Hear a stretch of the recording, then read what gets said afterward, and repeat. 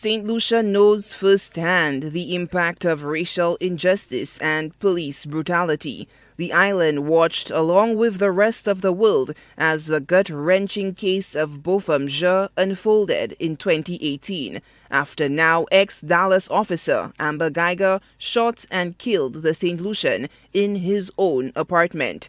Geiger was found guilty in a court of law, but people of color continued to lose their lives in encounters with U.S. law enforcement. Another black man, George Floyd, was killed after a Minneapolis police officer, Derek Chauvin, kneeled on his neck until the last gasp of breath was taken from his lungs. A guilty verdict was handed down on April 20th, 2021. But the struggle continues. Botham Jean's mother, Allison Jean, describes the outcome of the trial as bittersweet. While I was satisfied, I was happy that Derek Chauvin rightfully was convicted of the murder of George Floyd.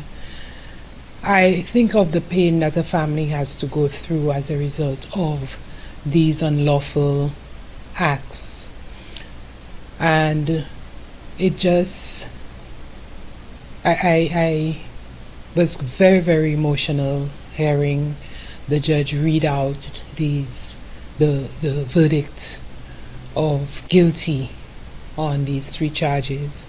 Jean says true satisfaction can only be attained in these matters when there are no more occurrences of acts of police brutality, extrajudicial killings, and racial injustice. I thought the same when Amber Geiger was convicted of murdering Botham, that there would be some change, especially with respect to the police's attitude towards blacks in America.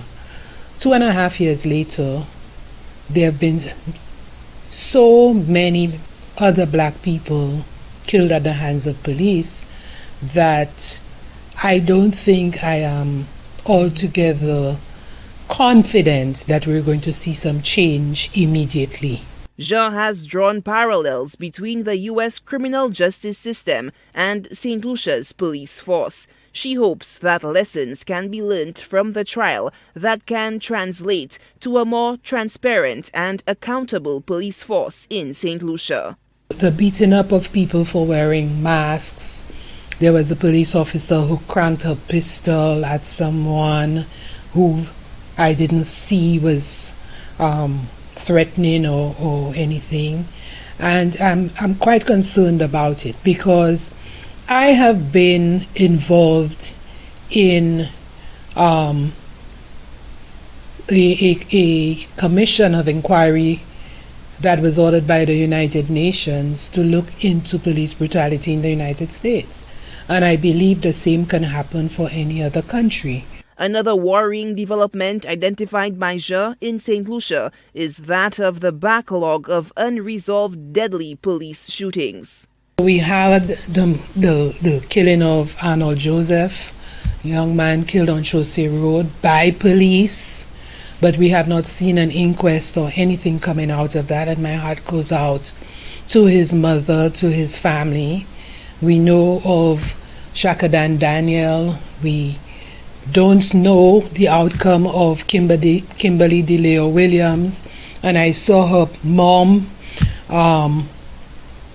doing a one-person demonstration over some letter that is in French and so on. I think we need to resolve these issues because as a mother who has lost a child, I can understand and I can really feel the pain of the other mothers who have lost children, but more so, having lost a child and not getting the justice that is deserved, then it's even worse. Jean is calling on St. Lucia's law enforcement agencies and the criminal justice system, including the Royal St. Lucia Police Force, the Director of Public Prosecutions, and the government of St. Lucia to step up their efforts to ensure justice served. Solange Alfred, HTS News Force.